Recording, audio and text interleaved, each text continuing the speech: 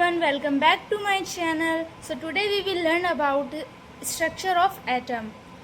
So इस chapter में basically हम एटम के स्ट्रक्चर के बारे में पढ़ते हैं. जो एटम है वो डिराइव्ड हुआ है एक ग्रीक वर्ड से ओटोमियो, जिसका मतलब होता है अनकटेबल और अनडिविजिबल. अनकटेबल मीन्स जिसे हम आगे फर्दर डिवाइड नहीं कर सकते.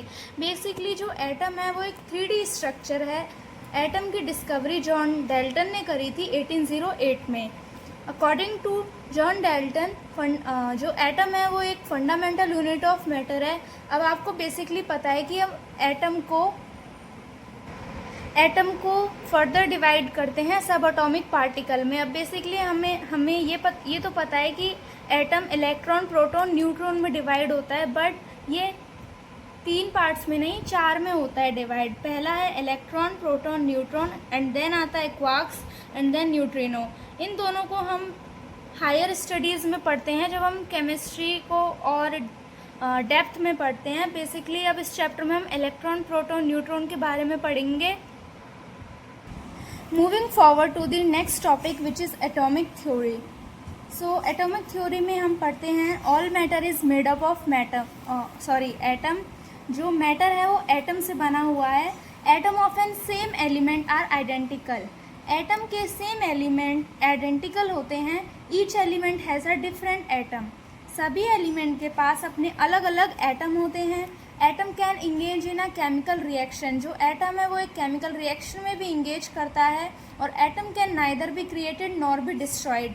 एटम को ना ही बनाया जा सकता और ना ही तोड़ा जा सकता. और एटम आर इंडिविजिबल है, जो कि मैं आपको बता सकती हूँ.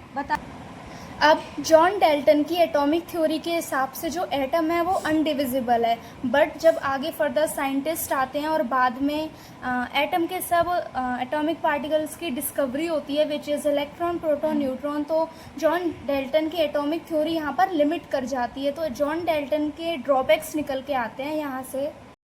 Moving forward to the next topic which is discovery of electron. Basically जो इलेक्ट्रॉन की डिस्कवरी है वो विलियम क्रूक्स ने की थी. मतलब कि जो पूरा सेटअप है वो विलियम क्रूक्स ने लगाया था डिस्कवरी ऑफ इलेक्ट्रॉन के लिए. बट जो इसका क्रेडिट है वो जे थॉमसन को मिल जाता है. तो अब हम ये पढ़ते हैं कि discovery of electron J Thomson ने किया था discover. So basically William crooks ने इस सेटअप में एक डिस्चार्ज ट्यूब ली थी. तो विलियम क्रूक्स ने इस सेटअप में एक डिस्चार्ज ट्यूब ली और उसके दोनों साइड एक मेटल की रॉड लगा दी. एक तरफ कैथोड लगाई और दूसरी तरफ एनोड. जो कैथोड है वो एक नेगेटिव इलेक्ट्रोड है और जो एनोड है वो एक पॉजिटिव इलेक्ट्रोड है. और एनोड के जस्ट पीछे एक फ्लोरेसेंट स्क्रीन लगाई which is made up of ZnS. Fluorescent screen वो होती है जब भी उस पर कोई पार्टिकल हिट करता है तो वो एक ग्रीन कलर का ग्लो दिखाती है. और विलियम क्रूक्स ने इसमें एक वैक्यूम पंप लगाया डिस्चार्ज ट्यूब को इवैक्यूएट करने के लिए, यानी कि उसके अंदर जो भी गैसेस थी वो इवैक्यूएट हो जाएं. अब विलियम क्रूक्स ने इसके अंदर 2 कंडीशन रखी. जो वोल्टेज था वो 10,000 रखा और जो प्रेशर था वो 10⁻⁻⁻ mmHg रखा. हम डिस्कवरी ऑफ इलेक्ट्रॉन को कैथोड रे एक्सपेरिमेंट भी कहते हैं. अब विलियम क्रूक्स ने इसे बैटरी से कनेक्ट करके यहाँ पे हाई वोल्टेज का करंट जनरेट किया. अब यहाँ से हाई वोल्टेज का करंट आया और ये जो रेज थी कैथोड रेज, हम इन्हें कैथोड रेज इसलिए कहते हैं क्योंकि ये कैथोड से पास होती हैं. तो यहाँ से हाई वोल्टेज का करंट आया और वो जाके सीधे फ्लोरेसेंट स्क्रीन पर हिट किया जिससे कि ग्रीन ग्लो दिखा. बेसिकली ये जो रेज थी वो विजिबल नहीं थी. अब हमारे पास बेसिकली ये क्वेश्चन आता है कि आप कैसे कह सकते हो कि ये जो कैथोड रेज थी वो नेगेटिव थी. अब हम इसे नेगेटिव क्यों कह सकते हैं? क्योंकि ये जो रेज हैं वो पॉजिटिव की तरफ अट्रैक्ट हुई थी. जैसा कि आपको भी पता है कि different charges attract each other, same charges repel. अब हम इस पूरे एक्सपेरिमेंट को थियोरेटिकली रीड करते हैं. तो cathode ray tube is made up of glass containing 2 thin piece of metal called electrode sealed in it. जो कैथोड रे है वो ग्लास की बनी होती है जिसमें 2 पीस ऑफ मेटल लगे होते हैं जिसे हम कैथोड रॉड और एनोड रॉड कहते हैं. अब नेक्स्ट जो लाइन है वो है the electrical discharge through the gases could B observed eight only low very low pressure at very high volt. जो इलेक्ट्रिकल डिस्चार्ज है गैसेस से वो ऑब्जर्व होता है जब वेरी लो प्रेशर होता है और हाई वोल्टेज होता है। इसलिए विलियम क्रोक्स ने डिस्चार्ज ट्यूब में लो प्रेशर कर दिया which is 10⁻³ mm of Hg और वोल्टेज कर दिया 10,000। The pressure of different gases could be adjusted by evacuation of the glass tube. जो प्रेशर है डिफरेंट गैसेस का वो एडजस्ट किया गया by evacuation of the glass tube with the help of vacuum pump. Next line, when sufficiently high voltage is applied across the electrode current start flowing through a stream. जब sufficiently high voltage का current pass हुआ electrode से, जो current है वो start हो गया flow होना स्ट्रीम से। जो करंट है वो स्टार्ट हो गया चलना from negative electrode which is cathode to the positive electrode anode. These were called cathode rays particle. The flow of current from cathode to anode was further checked by making a hole in the anode and coating with the tube behind anode the phosphorescent material zinc sulfide. हमने ये जो rays निकल रही थी cathode से, इन्हें cathode rays particle बोला, और जो फ्लो है करंट का कैथोड से एनोड की तरफ वो दोबारा चेक किया गया by making a hole, anode में होल करके, जिसे हम परफोरेटेड ट्यूब भी कहते हैं। और एनोड के पीछे फॉस्फोरेंट स्क्रीन लगाई which is made up of zinc sulphide. When these raise after passing through anode strike the zinc sulfide coating a bright spot developed on the coating। जब ये कैथोड रेज जिंक सल्फाइड पर hit हुई तो इन्होंने green colour का glow दिखाया। Moving forward to the next topic which is properties of cathode raise.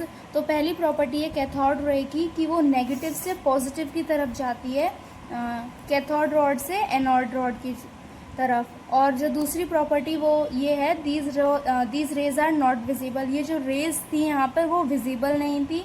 और तीसरी प्रॉपर्टी है जब इलेक्ट्रिकल और मैग्नेटिक फील्ड लगी होती है तो ये कैथोड रेज उनकी तरफ मुड़ जाती हैं, डेविएट कर जाती हैं। और जो फोर्थ प्रॉपर्टी है वो ये है characteristics of cathode raise do not depend on the material of electrode and nature of gas present in it. जो कैरेक्टरिस्टिक्स हैं कैथोड रेज की वो उस पर डिपेंड नहीं करती कि हमने जो इलेक्ट्रोड है वो किस मेटल की ली है और उसमें कौन सी गैस प्रेजेंट है। अब कैथोड रे की एक एप्लीकेशन भी है, वो ये है कि उसका यूज़ जो है वो टेलीविज़न में भी होता है। जो टेलीविज़न होती है उनके ऊपर फ्लोरेसेंट स्क्रीन लगी होती है और यहाँ पर कैथोड रे का सोर्स लगा होता है। जब यहाँ से कैथोड रेज पास होती हैं तो फ्लोरेसेंट स्क्रीन पर हमें डिफरेंट कलर दिखाई देते हैं। Moving forward to the next topic which is charge to mass ratio. Charge to mass ratio is basically physical quantity that is directly connected to the mass of an electric charge of any given particle। जो charge to mass ratio वो basically एक physical quantity है जो कि directly connect होती है मास और electrical charge से किसी भी गिवन पार्टिकल के। तो यहाँ पर जो गिवन पार्टिकल है वो है इलेक्ट्रॉन। हम यहाँ पे इलेक्ट्रॉन का चार्ज टू मास रेशो निकालेंगे। जो इलेक्ट्रॉन का चार्ज होता है वो होता है -1.6 × 10⁻⁻19 कूलाम। एंड इलेक्ट्रॉन का मास होता है 9.1 × 10⁻31 किलोग्राम। तो इसका जो हम चार्ज टू मास रेशो निकालेंगे इलेक्ट्रॉन का, तो हम चार्ज और मास को डिवाइड कर देंगे इलेक्ट्रॉन से, जो आएगा 1.758 × 10⁻11 कूलम पर kg। तो ये इलेक्ट्रॉन का चार्ज टू मास रेशो होता है। जो चार्ज टू मास रेशो है वो डिपेंड करता है magnitude of the negative charge. जैसे ही नेगेटिव चार्ज बढ़ेगा तो डेविएशन वो है घटेगा, यानी कि नेगेटिव चार्ज डायरेक्टली प्रोपोर्शनल होता है।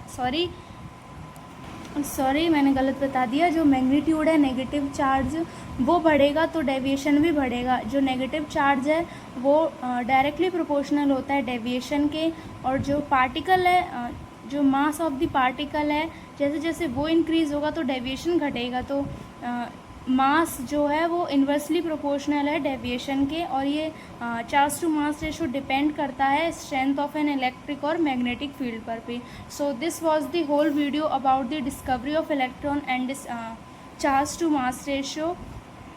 If you like it, like, subscribe and share.